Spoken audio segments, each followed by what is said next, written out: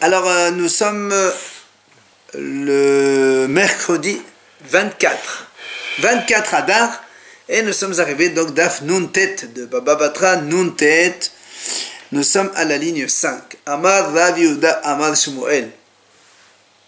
Donc il dit Rav Yehuda au nom de Shmuel, Tsinor amikaleh maim lehasar havero, uva ba'al agag lesotmo, ba'al lehaser me'akev alav.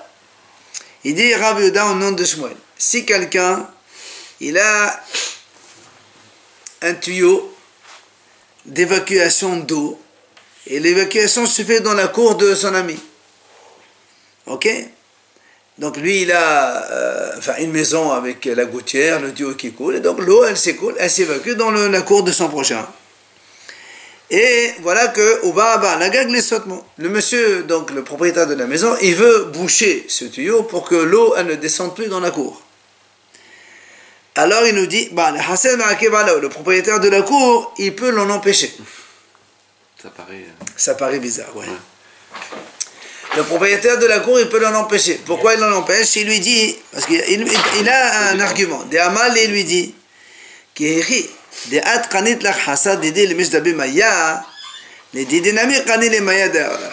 de la même façon que tu t'es permis de verser de l'eau dans ma cour depuis X temps, ben moi aussi maintenant, j'ai acquis l'eau qui est sur ton toit. Donc tu ne peux plus enlever l'eau qui était sur ton toit et qui venait dans ma cour, tu n'as plus le droit de me l'enlever. Comme toi, tu t'es permis, donc, on va dire, le droit de verser de l'eau dans ma propriété, maintenant j'ai aussi un droit sur l'eau qui est sur ton toit. Ça doit lui profiter alors à celui de la cour. Certainement. Voilà donc ce qu'il nous dit, ça c'est Rav Yehuda au nom de Shmuel, donc le propriétaire de la cour, il peut être mis à Kevalav, donc il l'empêche de enlever cette eau qui coule. Itma, bien l'Agma nous dit, Rabbi Ushaya Amar Me'akev, Rabbi Hama Amar Eno Me'akev. Sur ce donc sujet-là, on a deux avis. Rabbi Ushaya qui dit, oui, il peut l'empêcher, et Rabbi Hama, lui, il dit non, et non, mais Akiv ne peut pas l'empêcher. Cas de figure. On enlève le tuyau. Quand il pleut sur le toit, l'eau s'évacue de toute façon. Non, peut-être qu'il va mettre l'évacuation sur un autre côté. Oui, c'est ça la différence. C'est qu'il a une maison, là, la cour du prochain, il peut mettre le tuyau de l'autre côté, ça va ailleurs, je ne sais pas où. Non, j'enlève le tuyau. Pas le tuyau. Oui, mais attendez, ça n'existe pas que quelqu'un il a une maison, il n'y a pas de tuyau d'évacuation. Il faut bien qu'il y ait une évacuation quelque part, sinon après ça fait un peu la foire. Il y a toujours une évacuation quelque part. Quand il pleut partout. Hein. Oui, je sais. Azal Shailé le Rabbi Bissa. Alors il est allé demander à Rabbi Bissa. Rabbi Bissa qui est donc, l'Agma dit, c'est le père de Rabbi Hama et le grand-père de Rabbi Ushaya. Amaleo Me'akev. Il leur a dit, il est au Me'akev, ça veut dire il peut empêcher. Comme il a dit le petit-fils. Alors il a dit du coup Rami Bar Hama il a dit il a dit donc le triple lien ne se défait pas facilement. Pourquoi? Puisque on a ici le père, le fils et le petit-fils, donc on a trois générations de Hachamim. Donc le grand-père avec le petit-fils, ils ont dit le même avis, et le père, lui, il a dit donc un avis contraire. Mais en tout cas, c'est pour te dire, voilà, quand il y a donc, la Torah dans trois générations, eh bien c'est pour ça qu'on dit que la Torah ne s'enlève pas de là. Alors on revient sur le deuxième, donc l'autre sujet de la Mishnah. Sulam ha-misri en lo hazaka. Rappelez-vous, on a dit donc quand on a une petite échelle, un petit escabeau qu'on met dans la cour commune, il n'y a pas une hazaka, parce que les gens, il ne faut pas attention. Même si tu l'as laissé là-bas pendant 3 ans, on peut te dire après, monsieur, tu lèves ça d'ici. Le mal dit, qu'est-ce qu'on appelle un petit escabeau? Parce qu'on a dit aussi dans la Mishnah qu'à une grande échelle, on n'a pas le droit. Enfin, on n'a pas le droit. C'est-à-dire, il y a hazaka. Si quelqu'un il a laissé une grande échelle pendant 3 ans, personne n'a rien dit, dans ces cas-là, c'est un petit peu un droit de laisser là-bas tout le temps. Alors, l'Agma nous dit, qu'est-ce qu'on appelle un petit escabeau? C'est quand il n'y a pas 4 marches. C'est ça un petit escabeau. Donc au-delà de 4 marches, plutôt à partir de 4 marches, ça s'appelle une grande échelle. Après dans la Mishnah, on a vu une deuxième idée. Halon hamisrit ena hazaka. On a dit une petite fenêtre, il n'y a pas de hazaka, rappelez-vous. Quand on a dit une petite fenêtre que quelqu'un ne peut pas rentrer sa tête dedans, oui. Ça veut dire que même s'il est là-bas, on peut lui dire, monsieur, il faut boucher ce trou parce que ça nous dérange. Alors là encore, la Gemara dit, Maïshena gabe sulam de la mefaresh, ou Maïshena gabe halon de mefaresh.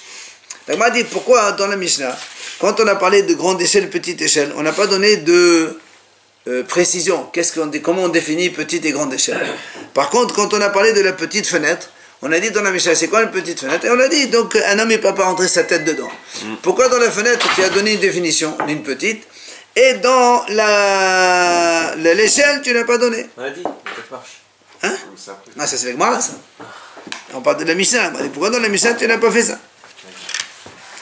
Alors, viens, la Gemara explique. Réponse, Mishum de Kabaïf, l'oré la Bioda Besefa. Il dit non, parce que là-bas, dans la Mishnah, ici, pour la petite fenêtre, on a Rabbi Yehuda qui n'est pas d'accord. On a une mahloket. C'est pour ça qu'on a donné cet avis-là. Rappelez-vous, dans la Mishnah, on a dit que Rabbi Yehuda lui dit, même si elle est petite, s'il y a un malben, c'est-à-dire s'il a mis une brique pour bien cadrer le petit trou qu'il a fait la petite fenêtre, alors c'est une hazaka. Ça s'appelle une construction, c'est une hazaka. Même si elle est petite, qu'un homme ne peut pas rentrer sa tête dedans. C'est pour ça qu'on a donné cette dimension. Amar Rabbi Zera. Il vient Rabbi Zera, il dit, quand on a dit donc une grande fenêtre, c'est pas une hazaka. On a dit dans la Mishnah, halon hamitzrit, en la hazaka. Par contre, tsurit, yes la hazaka. Au contraire. Donc quelqu'un, il a fait une grande fenêtre. Si on l'a laissé là-bas pendant 3 ans, alors c'est une hazaka, donc il peut la laisser tout le temps. Viens, Amar Rabbi Zera. Lemata me'aba'amot isho hazaka ve'achol limhot. Lemala be'aba'amot en lo hazaka ve'eno yachol limhot. La Gemara dit comme ça. Rabbi Zera, il dit comme ça. Si la fenêtre, elle est lemata me'aba'amot, c'est-à-dire en dessous de 4 amot, de 2 mètres. Quelqu'un, il a une maison, il y a une cour commune, et la fenêtre qu'il a, c'est une fenêtre qui est en dessous de 2 mètres. D'accord? 1m50, il y a une grande fenêtre. Alors il dit, c'est là où Yesho Hazaka. C'est-à-dire, si il a laissé là-bas pendant 3 ans et personne n'a rien dit, dans ces cas-là, il s'acquiert la propriété de la laisser. On ne peut pas lui dire de non le fait. La mesure, c'est quoi? C'est moins de 2 mètres? On parle de grande fenêtre, oui. Mais la grande fenêtre, elle est située, bas située, à moins de 2 mètres, à moins de hauteur d'homme. C'est-à-dire que l'homme, il peut regarder à travers.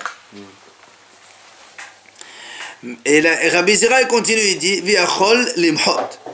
Ça veut dire quoi, Viachol limhot? Ça veut dire que si un homme, il veut ouvrir une fenêtre, et il veut la construire à moins de 2 mètres, de Abahamot, on peut de suite s'opposer à ça. Parce qu'il y a donc justement le problème qu'il peut regarder ce qui se passe. Ça c'est Rabbi Zera donc, mais il nous dit Rabbi Zera,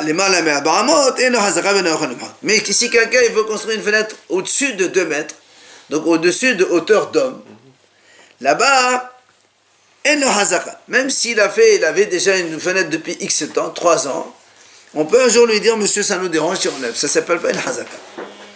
Et en plus, ça veut dire qu'un homme qui veut faire ouvrir une fenêtre donc, dans sa maison et que la fenêtre elle est au-dessus de 2 mètres de hauteur d'homme, personne ne peut s'opposer. Ça ne te dérange pas. Ça, c'est ce qu'il a dit Rabbi Zera. Ça ne dérange pas, mais il n'y a pas de hazaka, ça? Non, si tu l'as ouverte et tu l'as laissé 3 ans, c'est pas une hazaka. On peut toujours te dire, monsieur, tu m'enlèves ça. Maintenant, si tu veux ouvrir, personne ne peut te dire non. On ne peut pas s'opposer à ça. Maintenant, Via Rabbi Laa, il dit non, même au-dessus de 2 mètres, au-dessus de hauteur d'homme, il n'y a pas de hazaka. C'est-à-dire, si on t'a laissé là-bas pendant 3 ans, on peut dire maintenant ça nous dérange. Et et on peut s'opposer à ça. Ça veut dire que les voisins ils peuvent lui dire, monsieur, ça nous dérange, on ne veut pas que tu construises donc cette fenêtre. Alors c'est là où la Gemara nous pose une question. Il y a ce qu'on appelle Midat Sedom. Midat Sedom, c'est quand toi tu profites et moi j'ai rien à perdre. D'accord? Tu fais quelque chose à toi c'est un bénéfice. Moi ça me fait rien du tout. Alors Sédom, qu'est-ce qu'il faisait? Même ça, il n'était pas d'accord. Ils ne te laissent pas profiter, pourtant ça leur fait rien du tout à eux. Alors nous on dit, ce qu'on appelle le principe Kofin Amen Sédom. C'est quelqu'un qui se comporte comme ça, on peut l'obliger à ne pas se conduire de cette façon. Alors c'est pour ça qu'il lui dit ici. C'est quoi pourquoi Rabbi Zera il dit quand c'est plus haut de 4 amos, donc la fenêtre au-dessus d'une hauteur d'homme, ça dérange personne. Tu es dans ta maison, d'accord, ça dérange personne, puisque tu ne peux pas voir ce qui se passe dehors. Ça ne va pas déranger les allées et venues des gens dans la cour. Donc en quoi ça te dérange? Alors donc lui Rabbi Zera il a dit quand elle est au-dessus de 4 amos, il n'y a pas de problème. Et Rabbi Ela a dit non, même 4 amos on peut s'opposer. Pourquoi tu t'opposes? En quoi ça te dérange? Donc ça veut dire que le premier il dit Kofin Amedat Sédom. Donc on oblige les gens à ne pas se comporter comme les Sédom. Et l'autre il dit non, on n'oblige pas, je veux être Sédom, je fais ce que je veux. Je veux être mauvais, voilà comme ça. Je veux être mauvais, c'est pas ton problème. Donc est-ce que c'est ça la mahlok l'agma a dit? Donc moi ça va Kofin ou moi ça va Kofin. Donc Rabbi Zera lui dit Kofin. Et l'autre Rabbi Ela dit Ine Kofin. Alors l'agma lui répond, il dit non, là, de Chole Alma Kofin. En vérité, dans tous les cas, on peut obliger les gens à se soumettre à la bonté des gens. Quoi. On peut t'obliger à ne pas être mauvais. Voilà, tout simplement. D'accord? Maintenant, c'est quoi? Un, il a dit on peut, l'autre, il dit on ne peut pas. Pourquoi? Il dit, tu sais pourquoi ici, Rabbi Ela, il a dit on peut l'obliger à ne s'opposer à lui? Il dit parce que des amal est.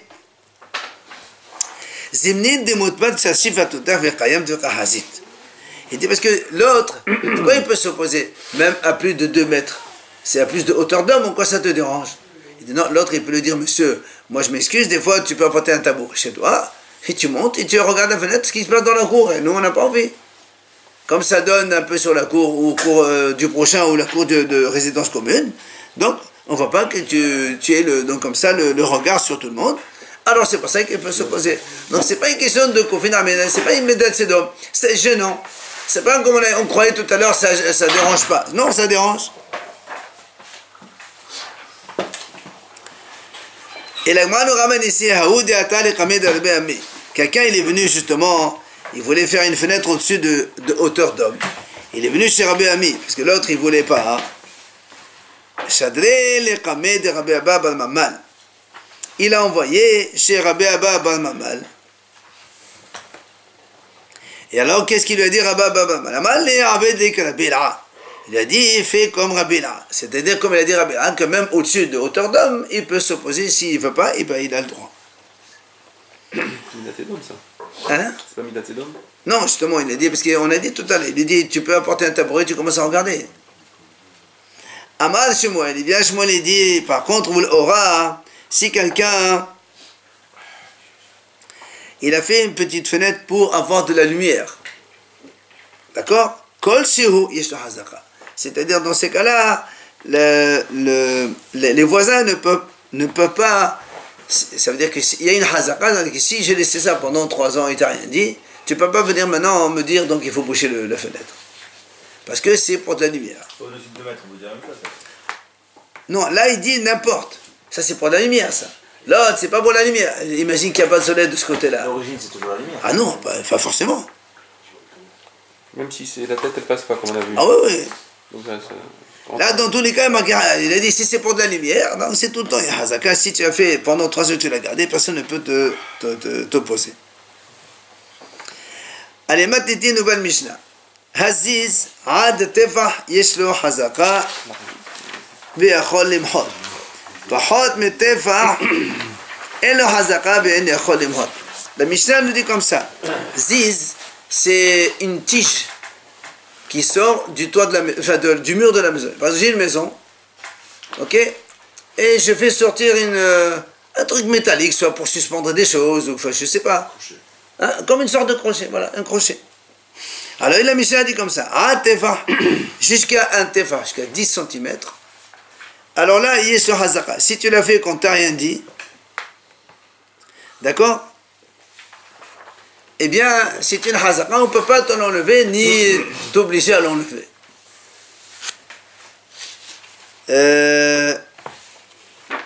Ça veut dire que si Là, il faut imaginer, j'ai une maison. Donc, je fais sortir un petit piquet comme ça, un petit crochet, on va dire. Imagine donc l'autre, le voisin, il veut construire une chose à côté. Il ne peut pas me dire, tu m'enlèves ça. D'accord? Puisque c'est un tef assez petit, ça fait 3 ans que je suis là, tu ne peux pas m'empêcher. Maintenant, la Mishnah dit comme ça, il peut s'opposer. C'est-à-dire celui qui veut, initialement, il a une maison, il va un jour planter un crochet dessus, le propriétaire de la cour, il peut te dire non, je ne veux pas, monsieur. Maintenant, pahot metefa, si maintenant, moins qu'un tefa, si c'est vraiment un petit crochet de rien du tout, on veut dire un petit crochet de moins que 8 cm, et le hazaka, il n'y a pas de hazaka, même si tu l'as là-bas depuis X années, un jour le monsieur de la cour, il veut construire quelque chose, il dit monsieur, enlève-moi ça, ça me dérange, il faut que je fasse quelque chose. Et donc la Gemara va nous expliquer un peu qu'ici, qu'il ne peut pas grandir l'un ou l'autre. On va voir ça tout de suite. Gemara Amar Rabbi si Amar Rabbi Mani Amrela Amar Rabbi Yaakov Amar Rabbi Mani. Il a dit donc Rabbi Assi au nom de Rabbi Mani ou bien Rabbi Yaakov au nom de Rabbi Mani. Hi hizir betefah, hi hizir be'arba. Be'arba'a plutôt. On a dit si quelqu'un il a une hazaka pour un tefah, c'est-à-dire 8 cm, eh bien il a aussi une hazaka pour 4 tefahim, ça veut dire 8 x 4, 32 cm. Alors on m'a dit qu'est-ce que ça veut dire ça? Si on a un tefah, c'est pas 4, ça veut dire que si on a tefah, on a 4 fahim, ça ne veut rien dire. Maïqam, qu'est-ce que tu es en train de nous expliquer là? Amar Abaye, Achiqam Abaye, dit voilà ce qu'il est en train de nous enseigner. يحزق لوحف تفح بمشق 4 يحزق بلوحف 4. Il dit en fait c'est ça. Si quelqu'un il a fait sortir un crochet mettons comme ça, il est rahav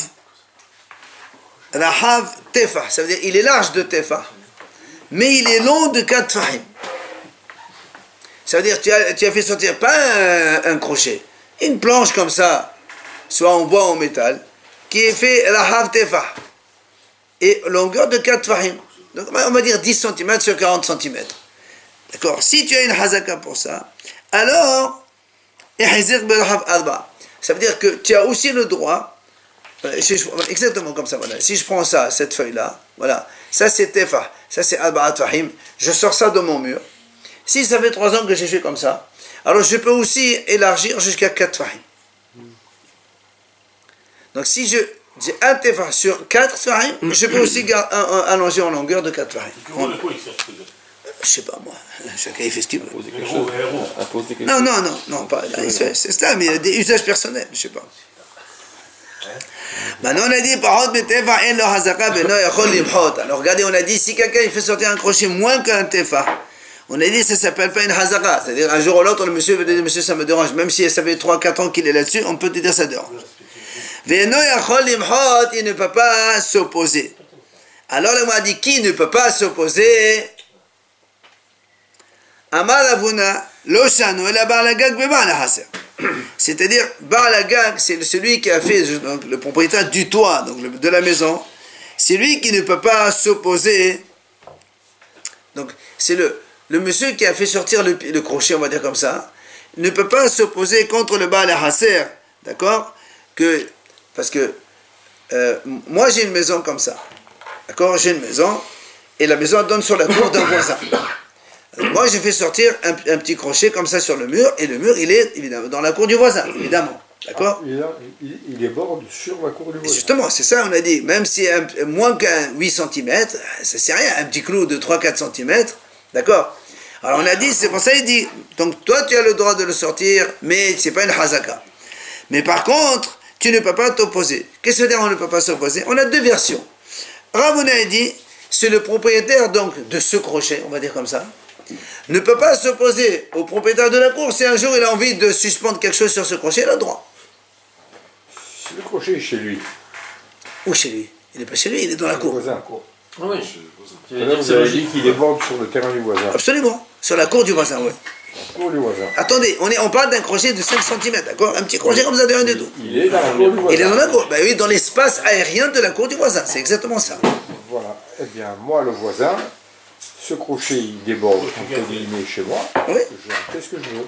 C'est pas janvier, c'est lui qui l'a planté, c'est lui qui l'a enfoncé le monsieur du doigt. Oui, mais moi, de l'autre côté... Alors c'est pour ça, chez c'est moi, pour ça on est en train de dire, qu'est-ce que ça veut dire, on peut pas s'opposer. Alors il dit, c'est le propriétaire du crochet, donc de la maison, qui lui a construit ce crochet, ne peut pas s'opposer au propriétaire de la cour. Si un jour il accroche quelque chose dessus, tu peux pas C'est t'opposer. le même problème que l'arbre fruitier dont les branches portent les fruits chez le voisin. Pas tout à fait, parce qu'on a ici la Rav Yehuda, il dit, non, pardon, Ravuna toujours, aval, il dit par contre, le propriétaire de la cour, lui, il peut s'opposer contre le propriétaire du crochet, il dit, monsieur, ça me dérange, tu enlèves ça. Donc, d'accord, c'est dans un sens, oui, et dans un sens. Et Rav Yehuda, lui, il dit, et Rav Yehuda, il dit non.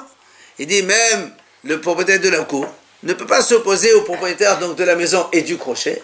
Donc, celui qui a fait ça, il a le droit de mettre ça, c'est pas un problème. On a donc deux avis. Hein? On avait les dimensions. Bah, ça y est, Ou pas. nous on a dit moins d'un tefar, il n'y a pas de hazaka. C'est-à-dire que du jour au lendemain, je peux te dire enlève ça. Mais maintenant, est-ce que j'ai le droit moi d'utiliser ou pas? Est-ce que toi tu peux m'empêcher d'utiliser, oui ou non? Ou moi je peux t'empêcher? Il y a mahlouket. Un il dit dans un sens oui, dans un sens non. L'autre il dit dans les deux sens, on ne peut pas. Au bout de 3 ans ou 23 ans? Moi, après 3 ans. Alors on m'a dit, quelle est la raison? Est-ce qu'on parle de... C'est quoi le problème? Moi, je suis chez moi et je mets un crochet donc, dans la cour qui donne sur la cour du voisin. Quel est le problème? En quoi ça dérange au monsieur? C'est que de temps à autre, je vais monter sur le toit et je vais essayer d'accrocher quelque chose sur mon crochet. Or, si je monte sur le toit, sur le mien, moi je suis dans ma maison, j'ai un toit. D'accord, j'ai un toit et je fais sortir un crochet ici. Mais le crochet, donc ça c'est la cour du voisin. Alors quel est le problème? C'est que quand je monte ici, je vais mettre quelque chose sur ça, je vais regarder ce qui se passe chez le voisin. C'est pour ça que je m'a dit, est-ce que c'est un problème de vis-à-vis? Et que un il dit, Lima, un il dit, ça veut dire que c'est un dommage, le vis-à-vis c'est un dommage, et donc tu n'as pas le droit d'avoir donc vue sur l'autre. C'est pour ça que le propriétaire de la cour, il peut s'opposer. Il n'y a pas que ça. Il est dans l'espace aérien du voisin. D'accord, mais c'est 5 cm. Personne ne va faire un œuf pour ça. Le problème, c'est l'usage après. C'est pour ça qu'il dit. Donc lui, il pense que... L'existence elle-même, elle n'est pas consolable. Mais tant qu'on n'a rien dit sur l'existence. Alors maintenant, c'est pour ça qu'on dit. L'autre, même s'il existe, il dit que le propriétaire de la cour peut s'opposer au propriétaire de la maison et du toit et du crochet, de ne pas l'utiliser parce qu'il dit, monsieur, tu veux me regarder ce que je fais? Et l'autre, il dit non, là aussi, c'est rien du tout. L'autre qui a dit non, il ne peut pas s'opposer, ça veut dire que pour lui, c'est rien du tout. Est-ce que c'est ça la mahlouket? Là, la m'a dit non, c'est pas ça une mahlouket. Ici, tout le monde est d'accord que le vis-à-vis, c'est un dommage. Tu n'as pas le droit de regarder ce qui se passe chez le voisin. Alors pourquoi il dit il peut empêcher l'autre de suspendre des choses ou d'utiliser le crochet et d'autres il dit il ne peut pas l'empêcher. Parce qu'il dit en fait pourquoi le propriétaire de la cour il peut s'opposer? Il va lui dire un crochet pareil tout petit de rien du tout, je ne peux pas l'utiliser. Ça veut dire quoi? L'autre il dit moi je ne peux pas. Qu'est-ce que tu crois? Je vais venir me poser sur le crochet pour regarder ce qui se passe chez toi. Je ne peux pas m'asseoir dessus ni me mettre debout, tu le sais bien. Qu'est-ce qui reste? Les matelas me m'aider. Il y a juste que je peux suspendre des choses dessus. Allez, dis dans ces cas-là, ne t'inquiète pas. Je fais ça, je ne regarde pas ce qui se passe chez toi. Je peux pas. Il peut lui dire. Alors l'autre il dit non monsieur. Védar, Amal et c'est une débaritade. Il dit non, c'est pas vrai. Parce que quand tu veux comme ça, des fois tu as peur. Où tu mets le pied, ou je sais pas ce que tu vas faire, tu vas regarder chez moi. Alors, mais j'ai pas envie. En fait, c'est ça. Mais le dommage visuel, c'est toujours un dommage visuel. C'est la porte ouverte à toutes les complications. Il suffit de dire qu'il n'est pas dans son espace aérien, et puis il n'y a plus de complications. D'accord, mais il y a un problème aussi, un problème de voisinage aussi. Tu tolères, je tolère. C'est un bon sens aussi. D'accord, il y a un problème de bon sens dedans. Allez, Matniti, nouvelle Mishnah. Donc, quand on est dans une résidence où il y a des maisons individuelles comme ça, on a oublié. C'est ce qu'on appelle Toutes les. les complications. Non, je sais pas. Allez, Matnitin. Nouvelle Mishnah. Lo yiftah Adam halonotav la hasad ashutafin. La Gemara dit comme ça, un homme,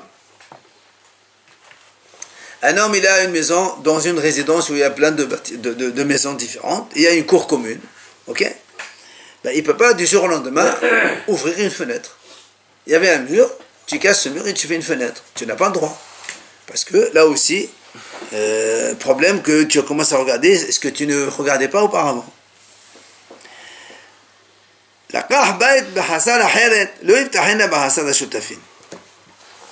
Imaginons, il y a deux résidences voisines. Moi, j'avais une maison ici, dans une résidence. Maintenant, j'ai acheté une autre maison de cette résidence.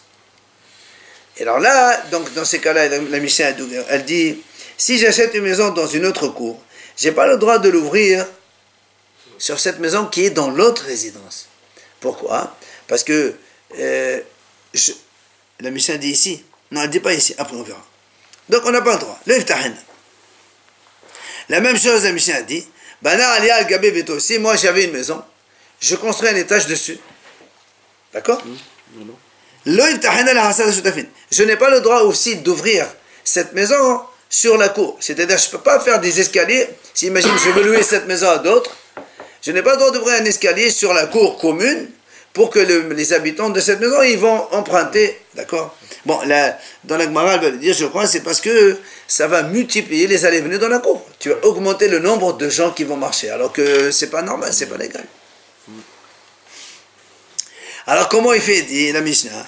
Ella imrasa, s'il veut, bonnet tahed elfnim beto, ou bonnet ali al gabe beto, votre aller tor beto. dit si vraiment il fait ça, alors il y a une solution, c'est quoi? Il construit donc l'étage, il n'y a pas de problème.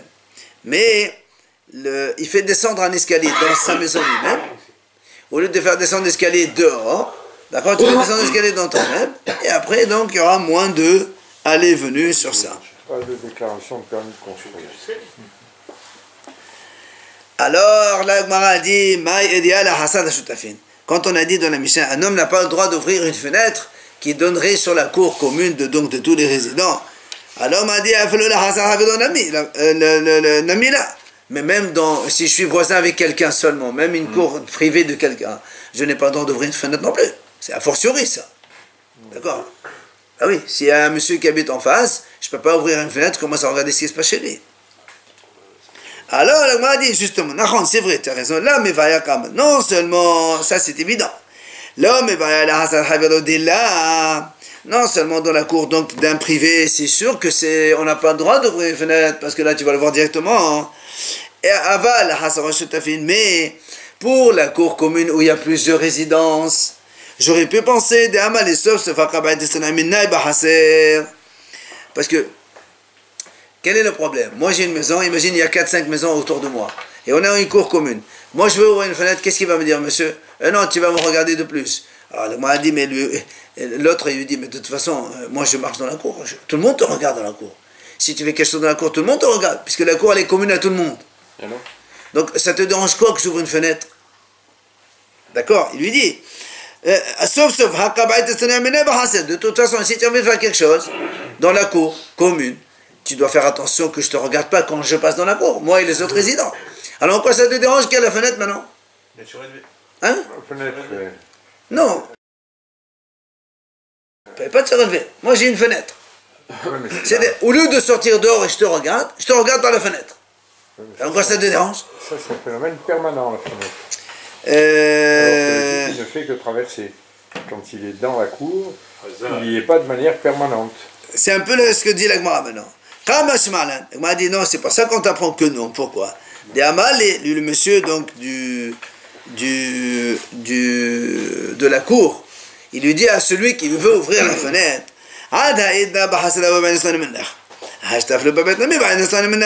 il dit non, jusqu'à présent, quand je te vois dans la cour, bon, j'essaie de faire attention de ne pas faire des choses que tu vas me voir. Mais maintenant, à cause de ta fenêtre, même quand tu es chez toi, il faut que je fasse attention, je peux rien faire. Donc c'est un peu ça. C'est seulement quand tu es dans la cour, et l'autre c'est permanent, tout le temps je dois faire attention. Donc c'est pas vivable ça. Ça veut dire qu'avant, quand il était chez lui, quand il voit qu'il n'y a personne dans la cour, il fait des choses, je sais pas moi. Et quand il voit quelqu'un, il essaie de se couvrir. Mais là, c'est permanent, il ne peut pas.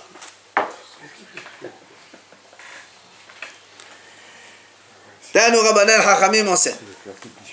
Ma'aseh be'adam echad shepatach halonav lachasad hashutafin. Il y avait une fois un homme comme ça, il a ouvert sa fenêtre dans une cour commune. Et on va venir de Rabbi Ishmael bar Rabbi Yossé. Il est venu chez Rabbi Ishmael bar Rabbi Yossé. Amar lo, il lui a dit, Hazarta bene hazarta. Puisque tu as construit, ils t'ont rien dit, alors c'est à toi. Parce que ça veut dire, sinon, il se sera opposé de suite. Mais comme ils t'ont rien dit, et maintenant tu as fait la fenêtre, alors c'est bon. Le problème, c'est que Ouva est venu à Rabbi Hiya. Il est parti voir Rabbi Hiya. Amar, il lui a dit le contraire. Yarata fatata iraustom. Tu t'es fatigué pour ouvrir la fenêtre, maintenant tu vas te fatiguer pour la boucher, cette fenêtre. Tu n'as pas le droit. Parce que, il dit, justement, là, pas comme il a dit l'autre, tu as fait, ils t'ont rien dit, c'est bon. Il faut une hazaka de 3 ans. Et maintenant, ils sont opposés de suite, alors évidemment, tu fermes de suite. Amar, Rav Nachman, il a dit, Rav Nachman, Vélistom, si maintenant un homme, il veut, on va dire comme ça, Rashbam il explique comme ça, si moi j'avais une fenêtre déjà depuis 3 ans, elle était ouverte sur la cour commune, donc tout ça. Maintenant, un des voisins, il veut construire une maison, il veut me boucher le vis-à-vis. Les Eltana avec Hazaka. Ça veut dire que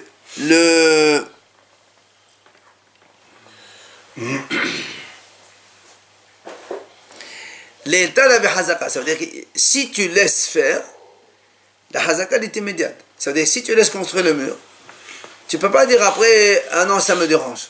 S'il a construit le mur, c'est terminé. Tu peux t'opposer avant qu'il construise le mur, oui. Mais comme tu ne l'as pas... Il était absent. Non, on parle d'un cas, on ne parle pas de choses comme ça bizarres, on parle des cas simples. D'accord? Il dit pourquoi? Parce que justement, un homme, il ne peut pas voir qu'on ferme. Il avait une fenêtre, il avait la lumière, d'un coup il y a un monsieur qui monte un mur, il dit rien, c'est impossible ça. Donc c'est sûr que c'est immédiat qu'à Hazara. Si tu ne fais pas tu n'es pas mohé, alors le monsieur il acquiert de suite. Et s'il construit son mur, sa maison à côté de ta fenêtre et tu dis rien, ça y est, c'est terminé. Tu ne peux plus le faire enlever. C'est tellement flagrant que tu ne peux pas laisser faire ça. Si tu as laissé faire ça, c'est que tu es d'accord. Tu es d'accord, maintenant tu ne peux plus être désaccord.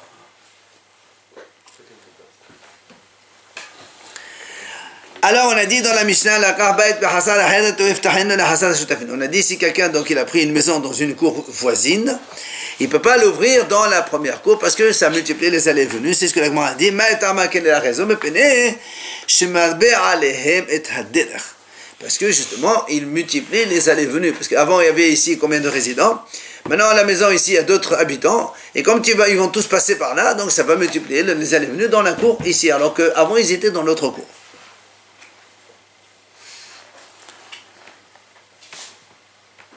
La Gemara a dit Ema Sefa. Alors regarde dans la Sefa ce qui a marqué. On a dit dans la Sefa Ella Emra Saboneta Defnima Beto Ben Ali Algem Beto. Alors il dit Baaluma Bealota Derer. Il dit voilà. Donc, alors on a dit dans la Mishnah nous, qu'est-ce qu'il fait?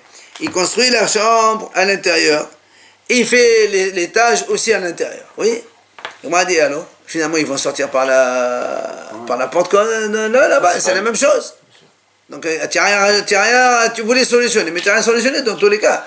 Il y avait ici 10 personnes, maintenant il y en a 20, parce qu'il y a un étage supplémentaire. 10 en bas, 10 en haut. Oui ou non? Toi tu m'as dit ne fais pas l'escalier dehors, fais-le dedans. Très bien, et après comment il faut sortir? Il faut bien sortir dehors. Chez lui. Alors ils vont sortir bas, donc ils vont multiplier les allées venues dans la cour. Chez lui. Tu n'as rien réglé. Hein? Non, monsieur. Écoute, regarde, il y avait une résidence. Il y avait maintenant 10 maisons. Dans chaque maison, il y avait des familles. Bien. Toi, tu viens, tu construis un étage sur ta maison. Tu vas mettre dans la maison encore 10 personnes supplémentaires. Et ceux-là, ils vont emprunter la cour commune. Il y avait 100 personnes qui habitaient, maintenant il y a 110. C'est pas normal. Ça multiplie les gens. Ça diminue le problème de... C'est comme ça le problème, c'est qu'il y a beaucoup plus de monde maintenant. Et je ne suis pas d'accord. Mais l'escalier n'empiète pas sur la surface commune. Justement, alors tout à l'heure tu as dit quel est le problème, c'est qu'il y a trop de monde, maintenant aussi il y a trop de monde aussi, c'est pareil. C'est un mauvais argument ça. Ah non, c'est pas un argument, justement, C'est ça l'argument initial. Pourquoi tu permets pas de...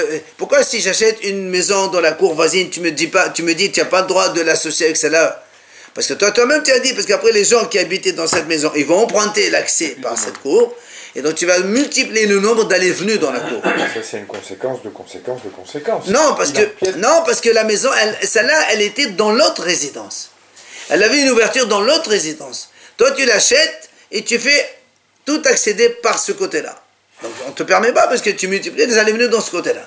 Alors, tu m'as dit, qu'est-ce que tu fais? Tu fais un truc à l'intérieur, un escalier à l'intérieur. Mais le résultat, il est le même, ils vont sortir, venez par là. L'escalier, s'il est bâti à l'extérieur, il est bâti sur quelle surface? Non, sur la surface de la maison. C'est l'accès, le problème, c'est voilà, le roule, enfin, quand les gens y marchent. La circulation. Circulation. Alors, Amar Ravuna, c'est pour ça que Ravuna il répond, il dit ما يحيدر شحالقو ما يحيدر شحالقو بشنايم وما يعليا أفتاي. Il dit en fait, quand on a dit Heder, il construit dans la maison, ça ne veut pas dire qu'il construit une nouvelle. Nous on a dit ici comme ça. Bonnet, comme on a dit, voilà, Imrasa Bonnet Tahed Lefnim Mibeto. Il construit la maison à l'intérieur de sa maison. Nous on a cru qu'il construit une autre. Il dit non, en fait c'est la même chambre qui coupe en deux. La même chambre qui coupe en deux. Et donc ça c'est pas un problème. Il y a le même nombre de gens. Voilà. Ou bien quand on a dit le dessus, la même chose, il coupe au-dessus, mais pas il rajoute un étage. En fait, sa maison, avant les toits, il était plus haut, et il te coupe en deux. Là, il n'y a pas de problème. Voilà, mezzanine à peu près. Ok. Allez, on fait la Mishnah. Matitin. Lo etah Adam la hasad ashutafin. Petah keneret petah vehalon keneret halon. Moi, a dit comme ça, si un homme, il y avait donc des maisons dans une résidence commune, oui, si tu veux construire, tu as acheté un terrain, tu veux construire une maison, tu as le droit, mais tu n'as pas le droit d'ouvrir une fenêtre en face d'une fenêtre d'un voisin. Vis-à-vis. Vis-à-vis. On a vu ça. Non, ça c'est Mishnah, on n'a pas encore fait. On n'a pas encore fait ça. Comment il fait pour lui passer? Alors, ni tu fais une fenêtre en face d'une fenêtre, ni même la porte en face de la porte du voisin. D'accord? On n'ouvre pas la porte en face de la porte de l'autre, ni une fenêtre en face de la fenêtre de l'autre.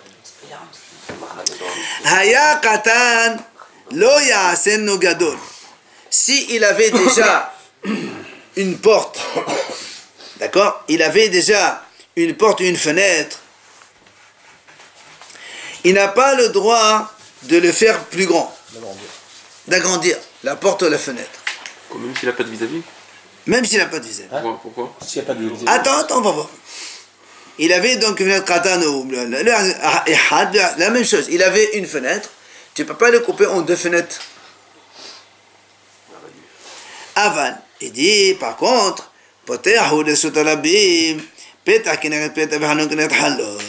mais si par exemple tu habites et tu as la rue Shotarabim qui coupe, et en face de toi il y a une maison, là tu peux ouvrir une porte en face d'une porte voisine. Parce qu'il y a du passage. Non mais les gens vont se voir quand même. Avant que tu te fasses attention à ce que moi je vois, fais attention à ce que tous les passants qu'il y a là, ils ne te voient pas. Hein? Ça dépend pas de la fréquentation de la rue. Mais on parle de Shotarabim, monsieur. Shotarabim, ça veut dire qu'il y a 600 000 personnes. C'est la rue Paradis, quoi. Si c'est dans un village. Ah oui, on ne parle pas du village. C'est Shotarabim. Le village, c'est pas Shotarabim. Hein. Alors, mais il ouvre un Shotarabim. Donc, une fenêtre devant une fenêtre, ou une porte devant une porte, il n'y a pas de problème. Et l'Agma a dit, la même chose. Il y avait une fenêtre petite, tu peux la faire plus grande, ou une porte petite, tu peux la faire plus grande. Une fenêtre, tu peux la faire deux fenêtres, et une porte, deux portes. Donc, c'est pas un problème. Le vis-à-vis n'existe pas dans la rue, parce qu'il y a déjà du vis-à-vis. Alors, bon, juste un petit mot pour finir bien.